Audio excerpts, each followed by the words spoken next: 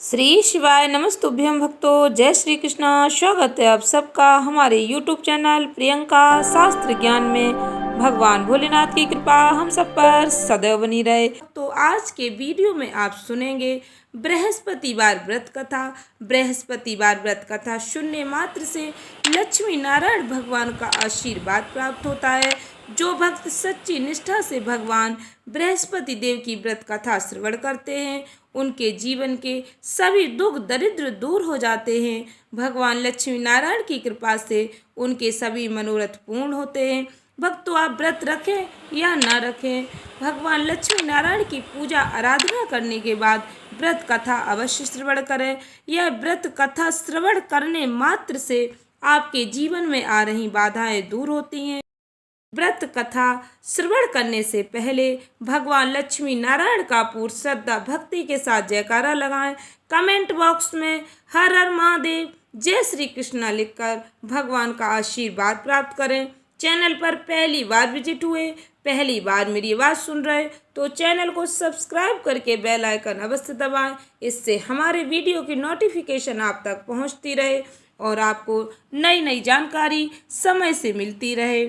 भक्तों, बृहस्पतिवार व्रत कथा इस प्रकार है, ध्यान से सुने। प्राचीन समय की बात है। एक बड़ा प्रतापी तथा दानी राजा राज करता था। वह प्रत्येक गुरुवार को व्रत रखता, पूजा करता। यह उसकी रानी को अच्छा नहीं लगता। वह नित्य गरीबों ब्राह्मणों को दान करता। उसकी रानी ना व्रत करती ना ही किसी को दान देती। राजा को भी ऐसा करने से मना किया करती। एक समय की बात है, राजा शिकार खेलने वन को गए हुए थे। घर पर रानी और दासी थी। उस समय गुरु बृहस्पति देव साधु का रूप धारण कर राजा के यहाँ भिक्षा मांगने आए।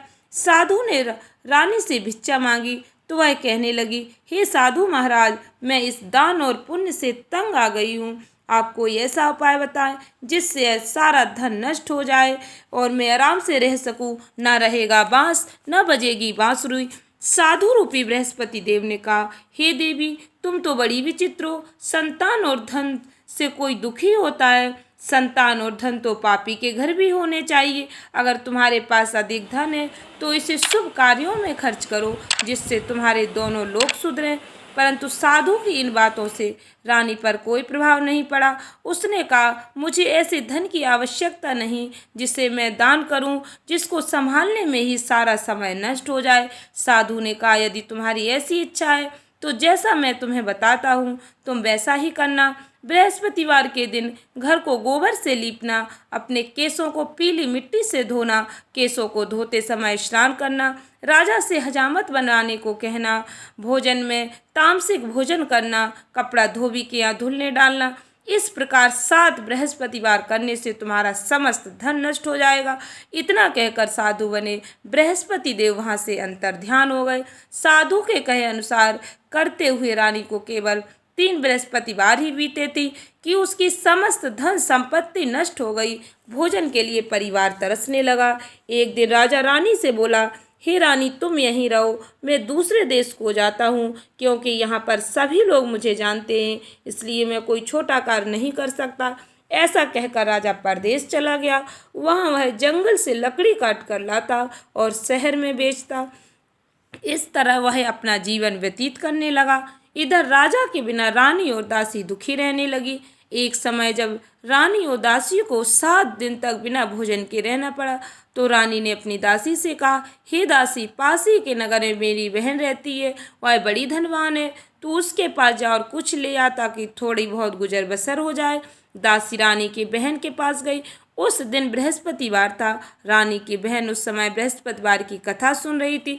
दासी ने रानी की बहन को अपनी रानी का संदेश दिया, लेकिन रानी की बहन ने कोई उत्तर नहीं दिया। जब दासी को रानी की बहन से कोई उत्तर नहीं मिला तो वह बहुत दुखी हुई। उसे क्रोध भी आया। दासी ने वापस आकर रानी को सारी बात बता दी। सुनकर रानी ने अपने भाग्य को कोसा। उधर रानी की बहन ने सोचा कि मेरी बहन की दासी आई थी परंतु मैं उससे नहीं बोली, इससे वह बहुत दुखी हुई होगी। कथा सुनकर और पूजन समाप्त कर वह अपनी बहन के घर गई। और कहने लगी, हे बहन, मैं बृहस्पतिवार का व्रत कर रही थी, तुम्हारी दासी गई, परंतु जब तक कथा होती है तब तक ना उठते हैं और ना बोलते हैं, इसलिए मैं नहीं बोली। कहो दासी क्यों गई थी? रानी बोली, बहन, हमारे घर अनाज नहीं था। ऐसा कहते कहते रानी की आंखें भर आई। उसने दासी समेत भूखे रहने की बात अपनी बहन को बता दी। रानी की बहन बोली, बहन देखो, बृहस्पति देव भगवान सबकी मनोकामना पूर्ण करते हैं। देखो, शायद तुम्हारे घर में अनाज रखा हो। यह सुनकर दासी घर के अंदर गई तो वहां उसे एक घड़ा अनाज का भरा मिल गया।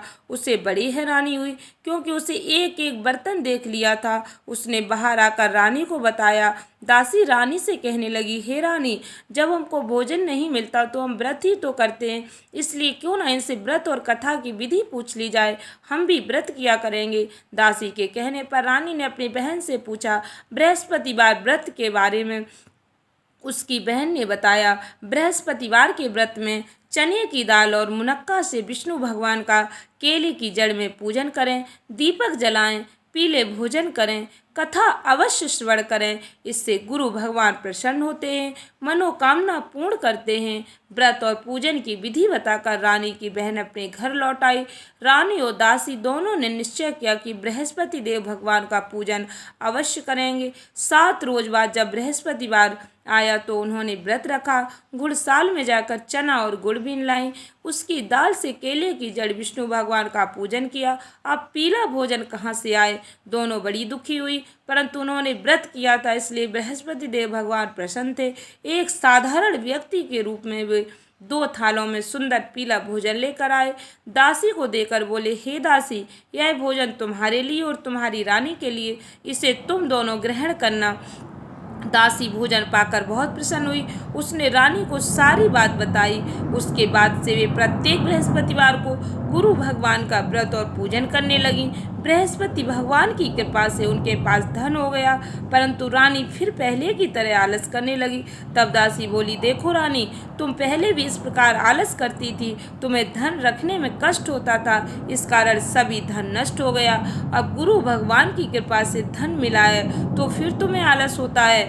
बड़ी मुसीबतों के बाद हमने यह धन पाया, इसलिए हमें दान पुण्य करना चाहिए, भूखे मनुष्यों को भोजन कराना चाहिए, प्याऊ लगवाओ, ब्राह्मणों को दान दो, कुआं तालाब बावड़ी का निर्माण कराओ, मंदिर पाठशाला बनवा कर ज्ञान का दान करो, कुंवारी कन्याओं का विवाह करवाओ, धन को शुभ कार्यों में खर्च करो, जिससे तुम्हारे कुल का यश बढ़े, स्वर्ग प्राप्त हो और पिता प्रसन्न हो। दासी की बात मानकर रानी शुभ कार्य करने लगी, उसका यश फैलने लगा। एक दिन रानी और दासी आपस से विचार करने लगी कि न जाने राजा किस दशा में होंगे, उनकी कोई खोज खबर नहीं है। उन्होंने श्रद्धा पूर्वक गुरु बृहस्पति देव से प्रार्थना की, राजा जहाँ कहीं भी हों शीघ्र वापस आ जाएं। उधर राजा परदेश में बहुत दुखी रहने लगा। वह प्रतिदिन जंगल से लकड़ी बीन कर लाता, उसे शहर में बेचकर अपने दुखी जीवन को बड़ी कठिनता से व्यतीत करता। एक दिन दुखी हो राजा अपनी पुरानी बातों को याद करके रोने लगा और उदास हो गया।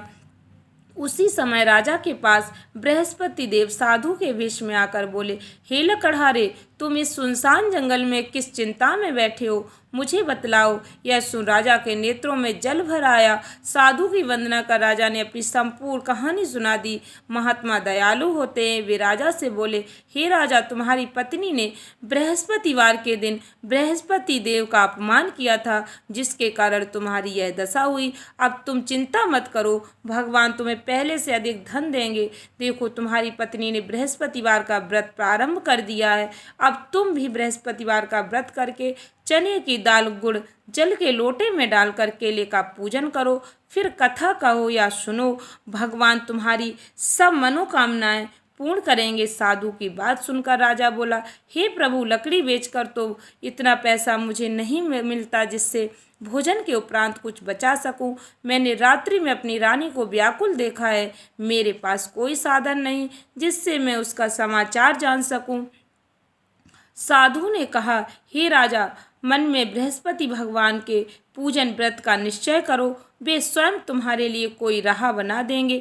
बृहस्पतिवार के दिन तुम रोजाना की तरह लकड़ियां लेकर शहर में जाना। तुम्हें रोज से दुगना धन प्राप्त होगा, जिससे तुम भली भांति भोजन कर लोगे और बृहस्पति देव की पूजा का सामान भी आ जाएगा। जो तुमने बृहस्पतिवार की कहानी के बारे में पूछा है वह इस प्रकार है। बृहस्पति देव की कहानी।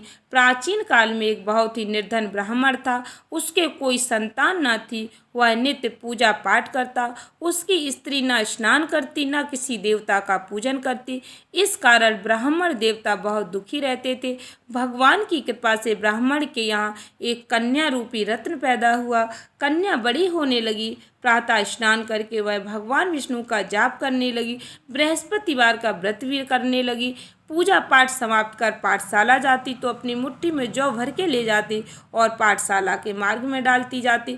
लौटते समय वही जौ स्वर्ण के हो जाते तो उनको बीन कर घर ले आती।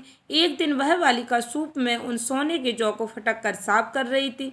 तभी उसकी माँ ने देख लिया और कहा कि हे बेटी, सोने के जौ को फटकने के लिए सोने का सूप होना चाहिए। दूसरे दिन गुरुवार था। कन्या ने व्रत रखा और बृहस्पति देव से सोने का सूप देने की प्रार्थना की। बृहस्पति देव ने उसकी प्रार्थना स्वीकार कर ली।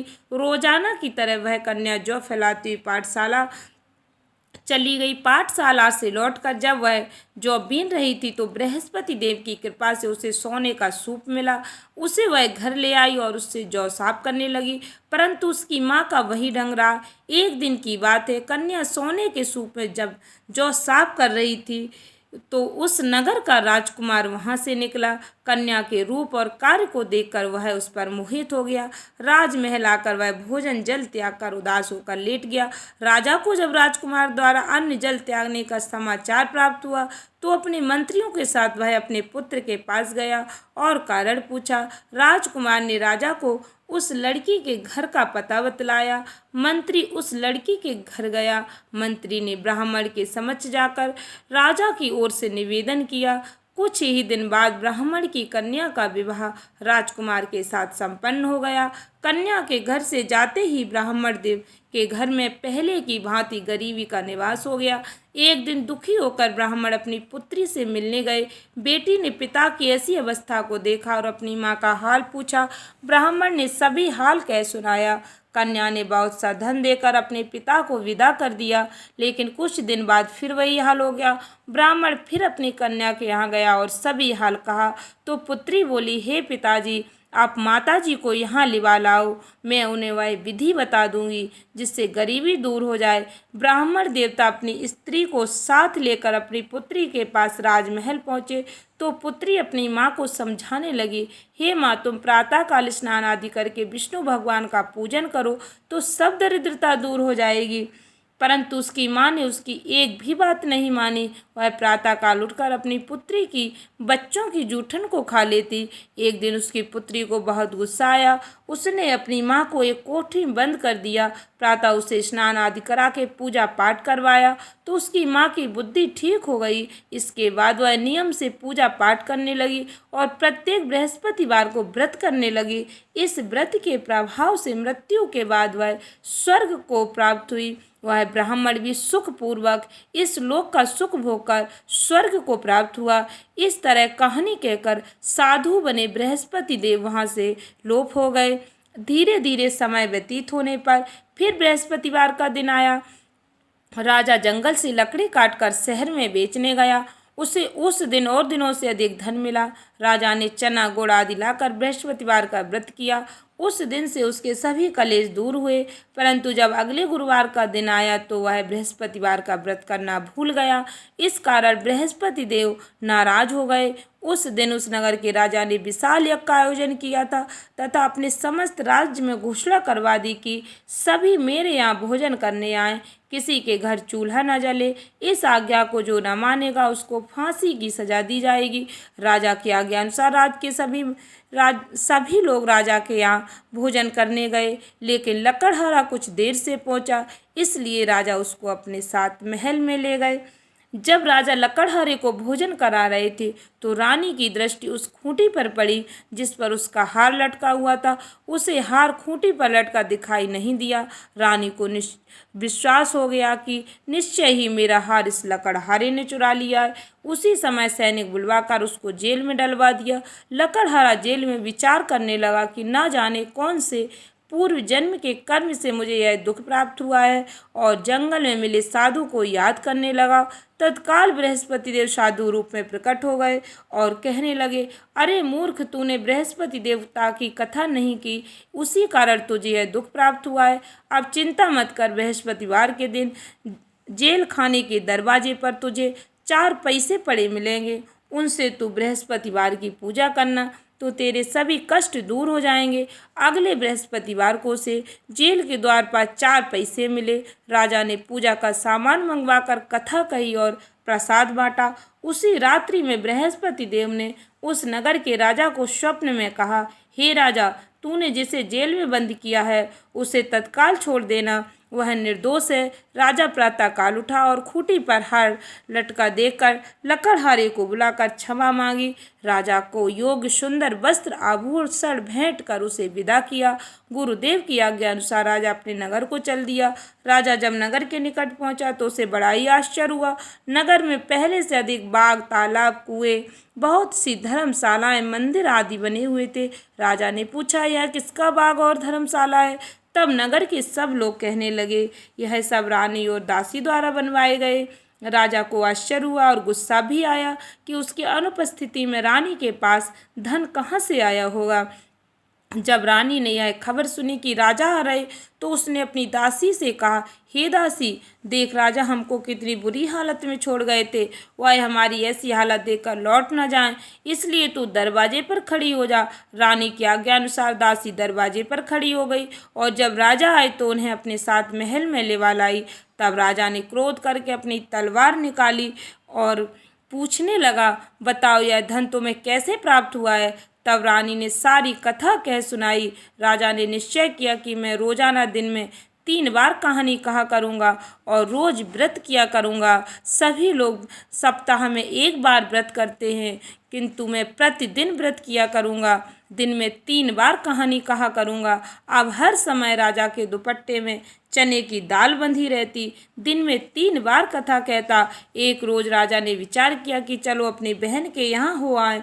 इस तरह का निश्चय कर राजा घोड़े पर सवार हो अपनी बहन के यहाँ चल दिया। मार्ग में उसने देखा कि कुछ आदमी एक मुर्दे को लिए जा रहे हैं। उन्हें रोककर राजा कहने लगा, अरे भाइयों, मेरी बृहस्पतिवार की कथा सुन लो। वे बोले, लो, हमारा तो आदमी मर गया, इसको अपनी कथा की पड़ी। परंतु कुछ आदमी बोले, अच्छा कहो, हम तुम्हारी कथा भी सुनेंगे। राजा ने दाल निकाली और कथा कहनी शुरू कर दी। जब कथा आदि हुई तो मुर्दा हिलने लगा और जब कथा समाप्त हुई तो राम राम करके वह मुर्दा खड़ा हो गया। राजा आगे बढ़ा, उसे चलते चलते शाम हो गई। आगे मार्ग में उसे एक किसान खेत में हल चलाता मिला। राजा ने उसे कथा सुनने का आग्रह किया, लेकिन वह नहीं माना। किसान बोला, जब तक मैं तेरी कथा सुनूंगा तब तक मैं 4 हरैया खेत जोत लूँगा, जा अपनी कथा किसी और को सुनाना। राजा आगे चल पड़ा। राजा के हटते ही बैल पछाड़ खाकर गिर गए। किसान के पेट में बहुत जोर से दर्द होने लगा। उसी समय किसान की माँ रोटी लेकर आई। उसने जब देखा तो अपने पुत्र से सब हाल पूछा। बेटे ने सभी हाल बता दिया। बुढ़िया दौड़ी दौड़ी उस घुड़सवार के पास पहुंची और उससे बोली, मैं तेरी कथा सुनूंगी, तू अपनी कथा मेरे खेत पर ही चलकर कहना। राजा ने लौटकर बुढ़िया के खेत पर जाकर कथा कही, जिसको सुनते ही बैल खड़े हो गए। किसान के पेट का दर्द भी बंद हो गया। राजा अपनी बहन के घर पहुंच गया। बहन ने भाई की खूब मेहमानी की। दूसरे रोज प्रातःकाल राजा जागा तो वह देखने लगा कि सभी लोग भोजन कर रहे हैं। राजा ने अपनी बहन से पूछा, ऐसा कोई मनुष्य नहीं जिसने भोजन नहीं किया हो, जो मेरी बृहस्पतिवार की कथा सुन ले। बहन बोली, हे भैया, यह देश ऐसा ही, यहाँ लोग पहले भोजन करते, बाद में अन्य कोई काम करते। फिर वह एक कुम्हार के घर गई जिसका लड़का बीमार था। उसे मालूम हुआ कि उनके यहाँ 3 दिन से किसी ने भोजन नहीं किया। रानी ने अपने भाई की कथा सुनने के लिए कुम्हार से कहा। वह तैयार हो गया। राजा ने जाकर बृहस्पतिवार की कथा कही, जिसको सुनकर उसका लड़का ठीक हो गया। अब तो राजा की प्रशंसा होने लगी। एक दिन राजा ने अपनी बहन से कहा, हे बहन, मैं अपने घर को जाऊंगा, तुम भी तैयार हो जाओ। राजा की बहन ने अपनी सास से पूछा, अपने भाई के साथ जाने की आज्ञा मांगी। सास बोली, हाँ तू चली जा, मगर अपने लड़कों को मत ले जाना, क्योंकि तेरे भाई के कोई औलाद नहीं है। बहन ने अपने भाई से कहा, हे भैया, मैं तो चलूंगी, मगर कोई बालक नहीं जाएगा। अपनी बहन को भी छोड़कर दुखी मन से राजा अपने नगर को लौट आया। जब कोई बालक ही नहीं जाएगा तो तुम ही क्या करोगी। राजा दुखी होकर अपने नगर को लौट आया। राजा ने अपनी रानी से सारी कथा बताई और बिना भोजन किए वह लेट गया। रानी बोली, हे प्रभु, बृहस्पति देव ने हमें सब कुछ दिया है, वह हमें संतान अवश्य देंगे। उसी रात बृहस्पति देव ने राजा को स्वप्न में कहा, हे राजा, उठ, सभी सोच त्याग दे, तेरी रानी गर्भवती है। राजा को यह जानकर बड़ी खुशी हुई। 9वें महीने में रानी के गर्भ से एक सुंदर पुत्र पैदा हुआ। तब राजा बोला, हे रानी, स्त्री बिना भोजन के रह सकती है, परंतु बिना कहे नहीं रह सकती। जब मेरी बहन आए तो तुम मुझसे कुछ मत कहना। रानी ने हाँ कर दी। जब राजा की बहन ने यह शुभ समाचार सुना तो वह बहुत खुश हुई और बधाई लेकर अपने भाई के यहाँ आई। रानी ने तब उसे आने का उल्हाना दिया। जब भाई अपने साथ ला रहे थे तब तो नहीं आई, उनके साथ ना आई, आज अपने आप ही भागी भागी बिना बुलाए आ गई। घोड़ा चढ़ी तो नहीं आई, गधा चढ़ी आई। तो राजा की बहन बोली, भाई, मैं इस प्रकार न कहती भाभी, तो तुम्हारे घर औलाद कैसे होती। बृहस्पति देव सभी कामनाएं पूर्ण करते हैं। जो सद्भावना पूर्वक बृहस्पतिवार का व्रत करता है एवं कथा पढ़ता है अथवा सुनता है, दूसरों को सुनाता है, बृहस्पति देव उसकी सभी मनोकामनाएं पूर्ण करते हैं, उनकी सदैव रक्षा करते हैं। जो संसार में सद्भावना से बृहस्पति देव का पूजन एवं व्रत सच्चे हृदय से करते हैं, उनकी सभी मनोकामनाएं वैसे ही पूर्ण होती हैं जैसी सच्ची भावना से रानी और राजा ने बृहस्पति देव की कथा का गुणगान किया तो उनकी सभी इच्छाएं बृहस्पति देव जी ने पूर्ण की। अनजाने में भी बृहस्पति देव की कभी उपेक्षा न करें, ऐसा करने से सुख शांति नष्ट हो जाती है। इसलिए सबको कथा सुनने के बाद प्रसाद लेकर ही जाना चाहिए। हृदय से बृहस्पति देव का मनन करते हुए जयकारा बोलना चाहिए। बोलो बृहस्पति देव विष्णु भगवान की जय। इति श्री बृहस्पतिवार व्रत कथा। बृहस्पति देव विष्णु भगवान की आरती। ओम जय बृहस्पति देवा, स्वामी जय बृहस्पति देवा। छिन छिन भोग लगाऊं, कदली फल मेवा। जय बृहस्पति देवा, तुम्हें पूर्ण परमात्मा, तुम्हें अंतर्यामी, स्वामी तुम्हें अंतर्यामी। जगत पिता जगदीश्वर, तुम सबके स्वामी। ओम जय बृहस्पति देवा। चरणामृत निज निर्मल, सब पातक हरता, स्वामी सब पातक हरता। सकल मनोरथ दायक, कृपा करो भरता। ओम जय बृहस्पति देवा। तन मन धन अर्पण कर, जो जन शरण पड़े, स्वामी जो जन शरण पड़े। प्रभु प्रकट तब हो कर, या कर द्वार खड़े। ओम जय बृहस्पति देवा। दीन दयाल दयानिधि, भक्तन हितकारी, स्वामी भक्तन हितकारी। पाप दोष सब हरता, भवबंधन हारी। ओम जय बृहस्पति देवा। सकल मनोरथ दायक, सब संशय हारो, स्वामी सब संशय हारो। विषय विकार मिटाओ, संतन सुखकारी। ओम जय बृहस्पति देवा। जो कोई आरती तेरी प्रेम सहित गावे, स्वामी प्रेम सहित गावे। ज्येष्ठानंद आनंद कर, सो निश्चय फल पावे। ओम जय बृहस्पति देवा, स्वामी जय बृहस्पति देवा। श्री विष्णु अमृतवाणी। इस अमृतवाणी को सुनने मात्र से भगवान लक्ष्मी नारायण की कृपा भक्तों को प्राप्त होती है। ध्यान से सुने भक्तों, श्री विष्णु अमृतवाणी। प्रसन्न चित्त होकर भगवान श्री हरि विष्णु जी का जयकारा लगाएं। प्रेम से बोलो लक्ष्मी नारायण भगवान की जय। श्री विष्णु अमृतवाणी। श्री विष्णु जगतपति जग के पालनहार, आपके श्री चरणों में नमन है सौ सौ बार, नमन है सौ सौ बार। पारे ब्रह्म परमात्मा परम पिता तेरो नाम, स्वर्ग से पावन है प्रभु आपका वैकुंठ धाम। शंख चक्र गदा धारते और पदम तोरे हाथ, दया के आप निधान हो नाथों के हो नाथ। कल्पतरु के समान है आपकी कृपा नाम, धन वैभव यश कीर्ति देते दीनानाथ। पावन तेरो नाम श्री विष्णु भगवान, पावन तेरो नाम श्री विष्णु भगवान। सच्चिदानंद आनंद कंद श्री विष्णु भगवान, बालक हम नादान हैं दूर करो अज्ञान। रूप चतुर्भुज आपका पावन परम सुहान, चरण शरण में आए जो भव से वो तर जाए। लक्ष्मी रमणा आप हो श्री नारायण आप, सब भक्तों के काटते पाप ताप संताप। चिंतामणि बन के प्रभु सगरी चिंता मिटाए, श्री नारायण भोले जो उसको सरल लगाए। पावन तेरो नाम श्री विष्णु भगवान, पावन तेरो नाम श्री विष्णु भगवान।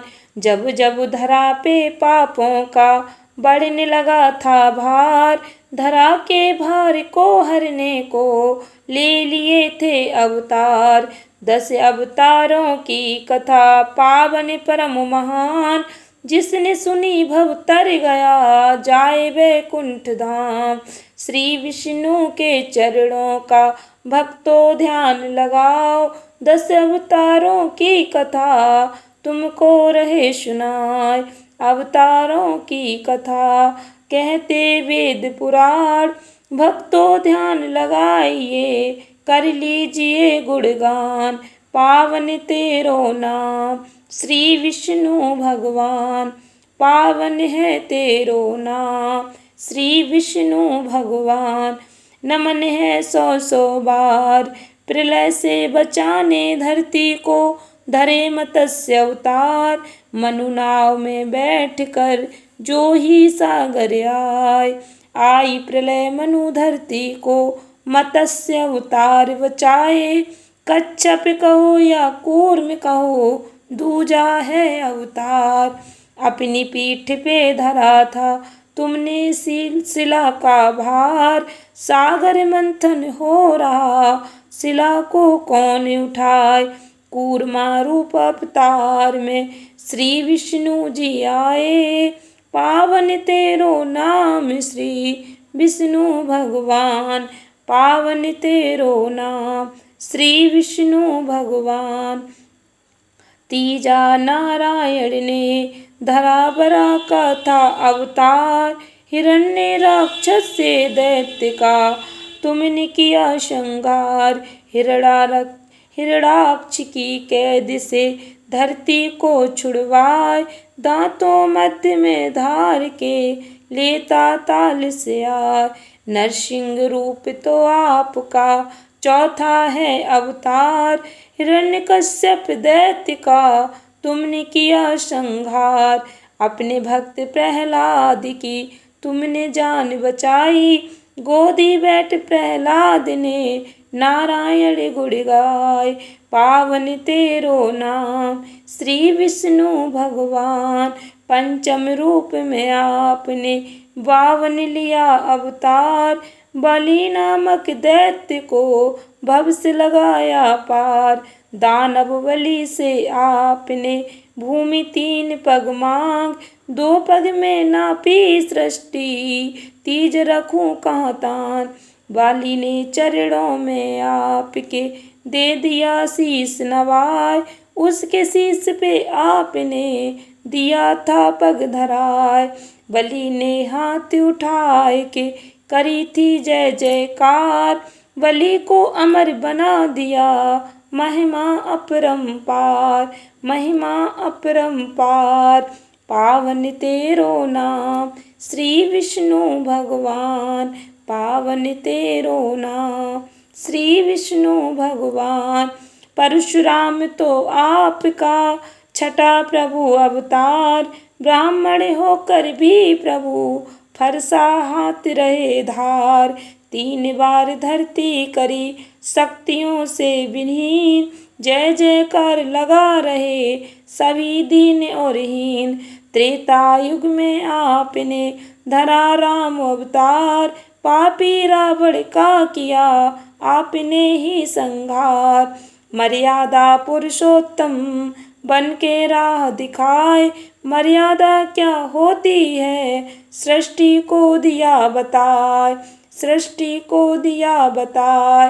पावन तेरो नाम श्री विष्णु भगवान, पावन तेरो नाम श्री विष्णु भगवान। द्वापर युग में आपने धरा कृष्ण अवतार, पापी कंस को मार के हरा धरती का भार। महाभारत के महानायक गीता ज्ञान पठाए, वेद आत्मा के सभी सृष्टि को बतलाए।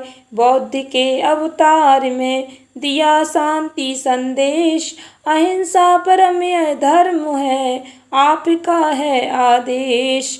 मुक्ति फल जो पाना है बुद्ध की शरण में जा, बुद्धम शरणम गच्छामि सभी भक्तों यह गाय। पावन तेरो नाम श्री विष्णु भगवान, पावन तेरो नाम श्री विष्णु भगवान।